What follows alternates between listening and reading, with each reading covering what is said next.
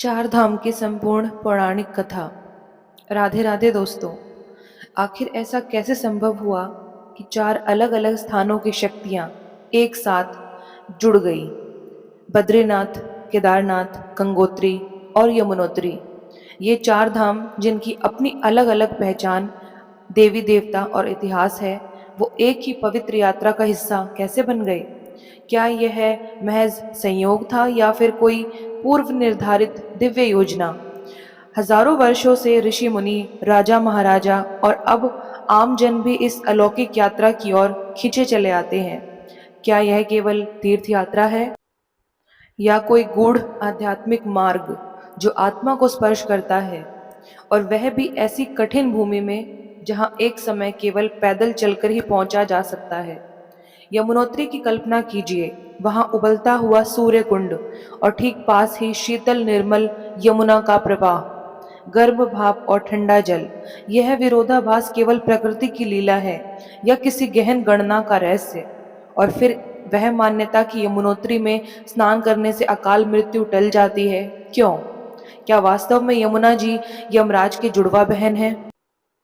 यदि हाँ, तो यह कैसी बहन है जो मृत्यु से जीवन की याचना नहीं करती, बल्कि स्वयं मृत्यु को ललकारने का सामर्थ्य रखती है? अब चले गंगोत्री की ओर, वहां जहां गंगा स्वर्ग से उतरकर पहली बार हिमखंडों की भूमि पर अपने चरण रखती है। क्या राजा भागीरथ ने केवल अपने पूर्वजों की मुक्ति के लिए गंगा को पृथ्वी पर आमंत्रित किया था, या फिर उस प्रयास में कोई और अदृश्य रहस्य भी छिपा था? गोमुख की गुफा, क्या वहां आज भी गूंजती है शिव जी की जटाओं की वह मौन चेतना जिसने गंगा की तीव्र धारा को थाम लिया था? गंगा केवल जल नहीं, वह एक ऊर्जा है, एक चैतन्य शक्ति जो भीतर के मलिन भावों को धोकर आत्मा को पुनः निर्मल कर देती है। फिर पहुंचते हैं केदारनाथ, वह तीर्थ जहां पहाड़ खुद मौन रहकर भी बहुत कुछ कहते हैं, जहां शिव ने एक अद्भुत लीला रची और फिर सदा के लिए वहां वास कर लिया। केदारनाथ का मंदिर जो प्रलय, भूकंप, हिमपात सब कुछ सहते हुए भी अडिग खड़ा है, क्या यह किसी अदृश्य शक्ति का प्रमाण है या फिर हमारे विश्वास की अटूट परिणति? अब बात करते हैं बद्रीनाथ की।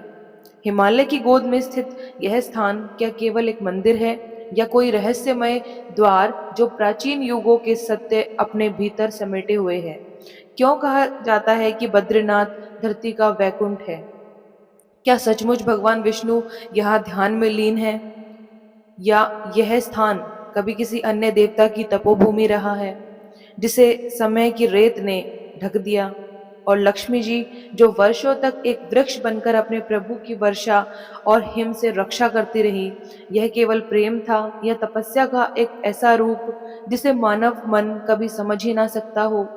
बद्रीनाथ में स्थित तप्त कुंड, जहां बाहर का तापमान 7 से 9 डिग्री रहता है लेकिन कुंड का जल 54 डिग्री तक स्थिर बना रहता है, क्या यह केवल भूगर्भीय क्रिया है या किसी देवीय शक्ति का संकेत? और जब हर वर्ष मंदिर के कपाट बंद हो जाते हैं, तब भी मंदिर के अंदर दीपक जलता रहता है। कौन है वह अदृश्य सेवक जो भगवान की सेवा में हमेशा तत्पर रहता है? और वह भविष्यवाणी कि जब नर और नारायण पर्वत आपस में मिल जाएंगे तो बद्रीनाथ धाम लुप्त हो जाएगा, क्या यह किसी आने वाले काल की चेतावनी है? जब इन चार धामों की सांसें एक साथ बहती हैं, तो मन एक नया प्रश्न पूछता है, क्या यह यात्रा केवल हिमालय की ऊंचाइयों की चढ़ाई है या यह आत्मा की गहराइयों की ओर उतरने का मार्ग है? क्या ये पर्वत वास्तव में हमें पुकारते हैं या यह हम ही हैं जो जन्मों जन्मों से स्वयं को पुकार रहे हैं?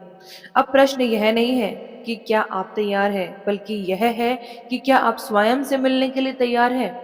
दोस्तों, आज हम उत्तराखंड में स्थित चार पवित्र धामों बद्रीनाथ, केदारनाथ, गंगोत्री और यमुनोत्री के इतिहास और उनसे जुड़े कुछ रहस्यों को जानने का प्रयास करेंगे।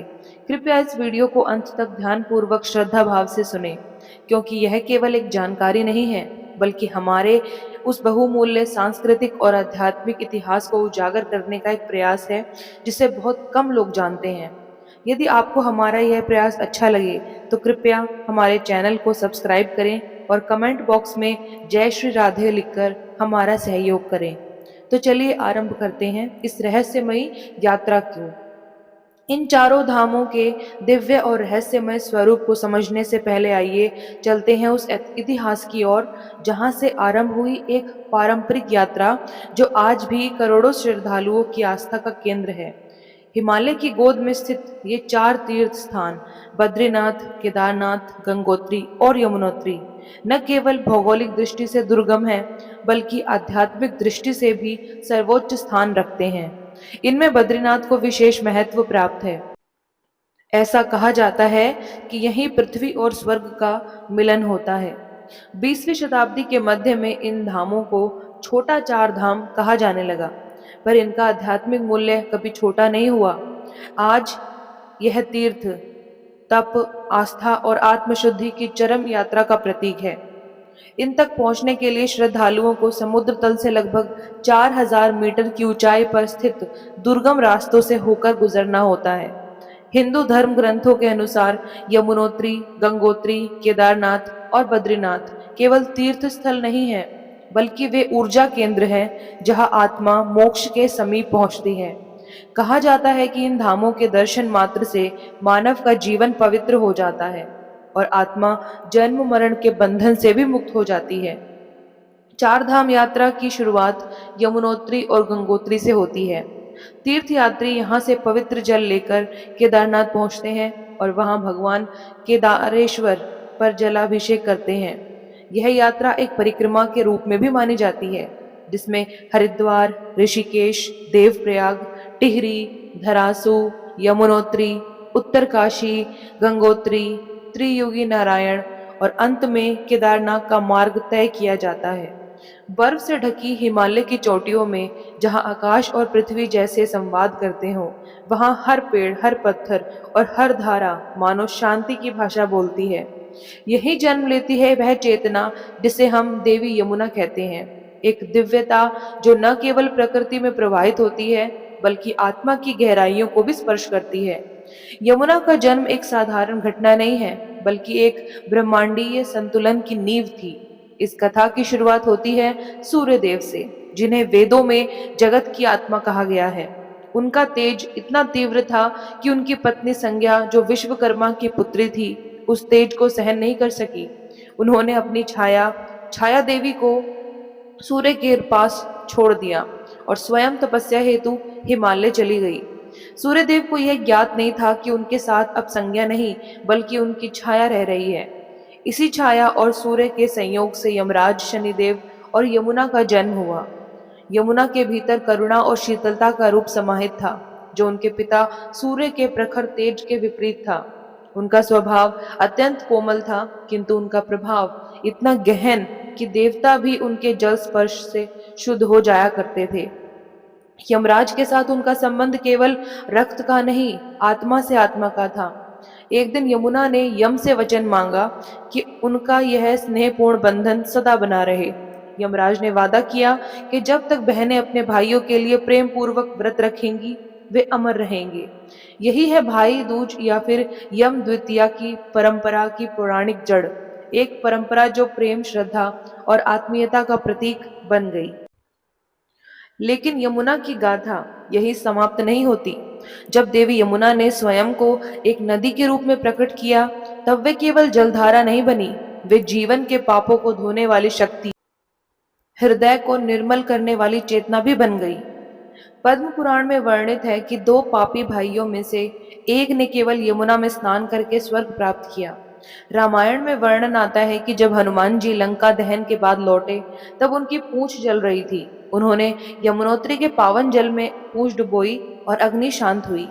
यही स्थान आज बंदर पूंछ के नाम से भी जाना जाता है। द्वापर युग में जब श्री कृष्ण का जन्म हुआ, तो यमुना से उनका संबंध और भी प्रगाढ़ हो गया। जब वासुदेव नवजात श्री कृष्ण को टोकरी में रखकर गोकुल ले जा रहे थे, तब यमुना जी की लहरें मानो श्री कृष्ण के स्पर्श को चाहने लगी। जैसे ही उन्होंने श्री कृष्ण का चरण छुआ, यमुना शांत हो गई।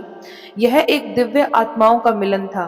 बाद में कालिंदी रूप में यमुना ने श्री कृष्ण से विवाह किया और उनकी 8 प्रमुख रानियों में स्थान पाया। यह विवाह केवल प्रेम नहीं बल्कि भक्त और भगवान के मिलन की चरम परिणति था। यमुना का सबसे पवित्र रूप आज भी यमुनोत्री में देखा जा सकता है।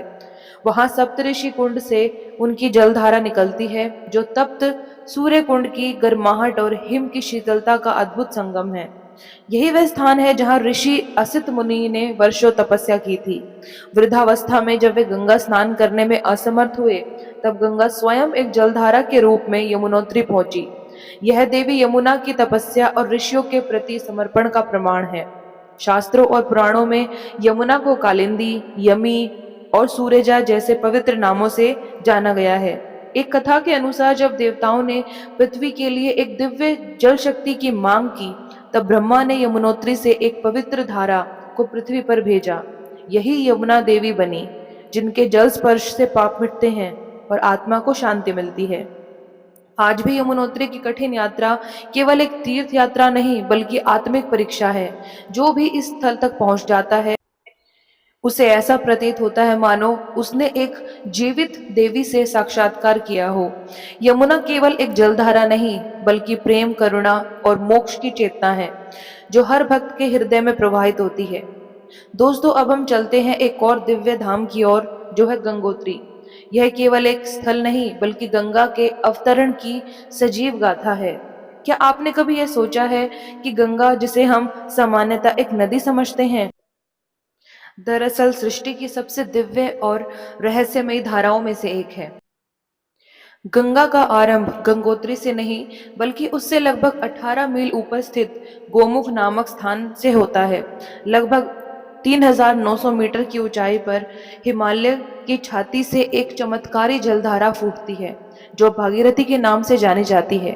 यही धारा आगे चलकर मंदाकिनी, धौली गंगा और अलकनंदा जैसी अन्य पवित्र नदियों से मिलती है और तब बनती है गंगा, एक ऐसी धारा जो न केवल शरीर को बल्कि आत्मा तक को शुद्ध कर देती है। गंगा के पृथ्वी पर अवतरण का श्रेय इक्ष्वाकु वंश के प्रतापी राजा भगीरथ को जाता है। उन्होंने अपने पूर्वजों की आत्मा को मोक्ष दिलाने हेतु वर्षों तक तप कर भगवान ब्रह्मा को प्रसन्न किया था। ब्रह्मदेव ने उन्हें बताया कि गंगा के वेग को केवल भगवान शिव ही नियंत्रित कर सकते हैं। तब भगीरथ ने शिव की कठोर तपस्या की और अंततः भगवान शिव प्रसन्न होकर गंगा को अपनी जटाओं में समाहित करने को तैयार हुए। जैसे ही ब्रह्मदेव ने गंगा को कमंडल से पृथ्वी की ओर प्रवाहित किया, वह अत्यंत वेग से दौड़ी, लेकिन भगवान शिव ने उन्हें अपनी जटाओं में बांध लिया और जब भागीरथ ने पुनः शिवजी से प्रार्थना की, तब उन्होंने गंगा को धीरे धीरे पृथ्वी पर प्रवाहित किया। यही कारण है कि गंगा को शंकर जटाजूट विहारिणी भी कहा जाता है। एक अन्य कथा के अनुसार गंगा का प्रादुर्भाव विष्णु जी के चरणों से हुआ है। जब भगवान विष्णु ने वामन रूप में 3 पग में तीनों लोकों को नापा, तब ब्रह्मदेव ने उनके चरणों धोकर वह पवित्र जल कमंडल में भर लिया। वही जल आगे चलकर गंगा बना, इसलिए उन्हें विष्णुपदी भी कहा जाता है। गंगा देवी को हिमवान की पुत्री और देवी पार्वती की बहन भी कहा गया है। इस तरह से गंगा का पार्वती से केवल पारिवारिक नहीं बल्कि आत्मिक संबंध भी है। स्कंद पुराण में वर्णित एक कथा के अनुसार देवी गंगा को कार्तिकेय की सौतेली मां भी माना गया है। यहाँ तक कि जब देवी पार्वती ने उपटन से गणेश जी की मूर्ति बनाई और उसे गंगा जल में स्नान कराया, तभी उसमें प्राण आए।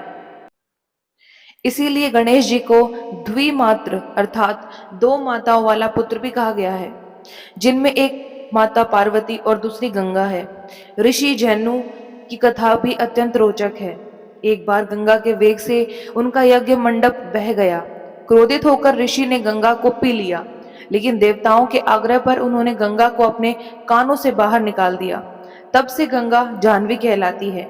इन सभी कथाओं को जब हम एक साथ देखते हैं तो यह स्पष्ट होता है कि गंगा किसी एक घटना या स्थान से नहीं जुड़ी है। वे त्रिदेवों की कृपा, सृष्टि की चेतना और तपस्वियों की भक्ति का प्रतिफल है। वे ब्रह्मदेव की रचना, भगवान विष्णु की कृपा और भगवान शिव की सहनशीलता और पृथ्वी की धैर्यशीलता का सजीव संगम है। यही कारण है कि गंगा केवल एक नदी नहीं बल्कि चेतना की वह धारा है जो अनादिकाल से मानवता को दिशा, शुद्धता और मोक्ष प्रदान करती आई है।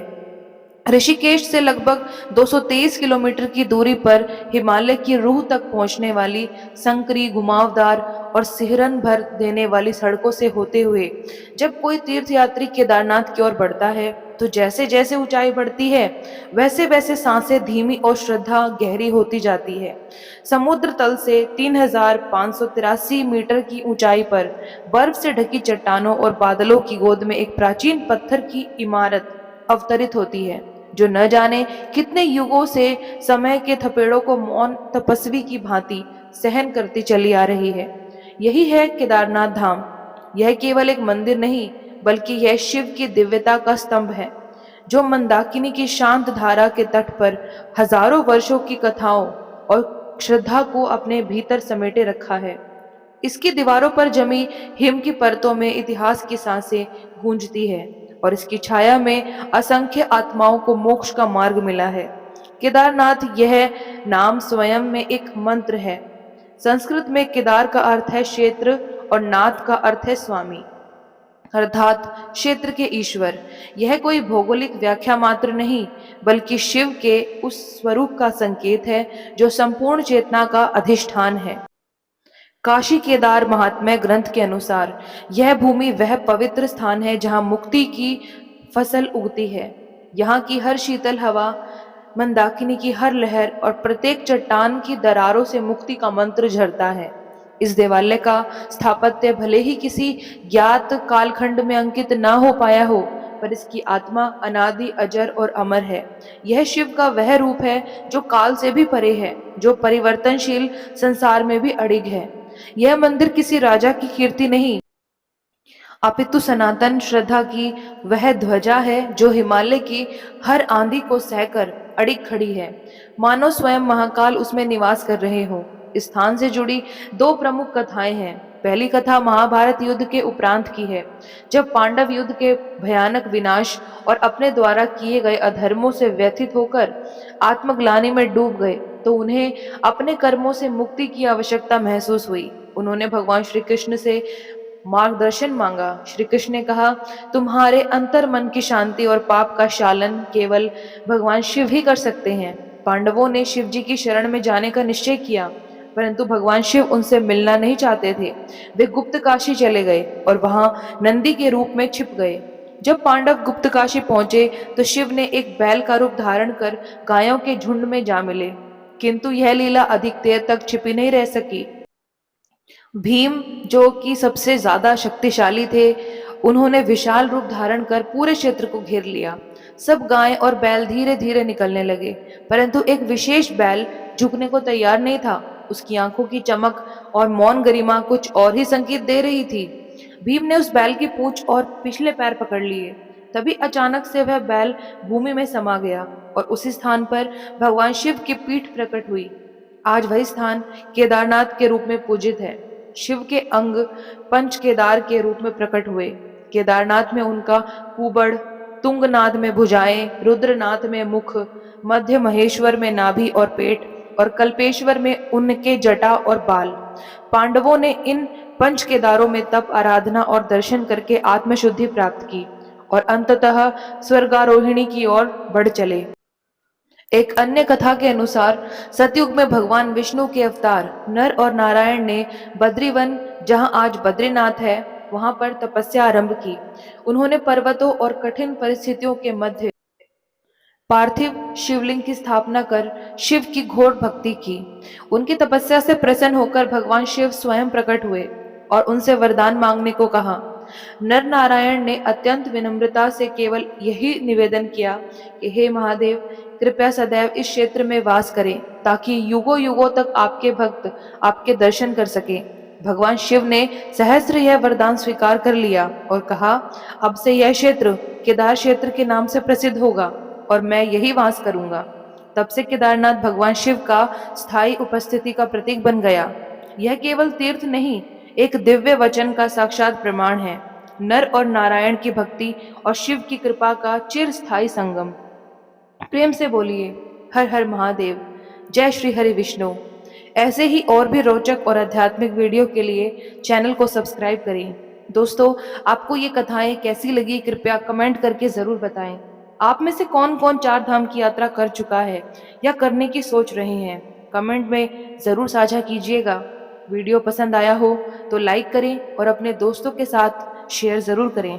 कमेंट बॉक्स में जय श्री राधे लिखना बिल्कुल ना भूलें। चलिए फिर मिलते हैं एक और दिलचस्प दिव्य कथा की वीडियो के साथ। तब तक के लिए धन्यवाद। राधे राधे।